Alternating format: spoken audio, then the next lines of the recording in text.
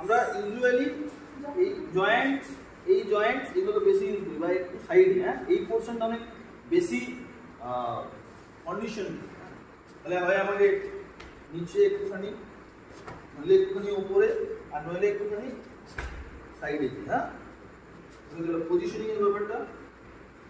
মারার সময় সবসময় মনে রাখবে অ্যাঙ্গেল করে ঢুকবে, এই জায়গায় আছে এই অ্যাঙ্গেলে আসবে, তো পাটা সবসময় এই তুলবে, সাইড সোজা তুলবে না, তাহলে আর জায়গা পাওয়া যাবে। সাইড আপ সাইড, অ্যান্ড নিজে যে সেন্টার অফ গ্র্যাভিটিটা যখন তুলছি তখন এই পায়ে শিফট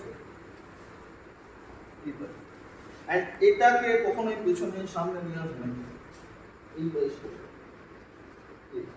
এই কয়টা জিনিস আগে মাথায় রাখবে। তাহলে প্রথমে পাটা এই ওঠানো, বডির ওয়েটটা এই পায়ে শিফট, আর সেন্টার অফ গ্র্যাভিটিটা সোজা এই দিকে শিফট হবে, হেলবে না, সোজা। তাহলে যখন মারছো তখন যখন গাছ কাটে সেরকম হবে, এই তেরছা পড়বে, সোজা না, এই হবে, এই নাও সোজা জায়গা দেখুন, সোজা সোজা উঠলো,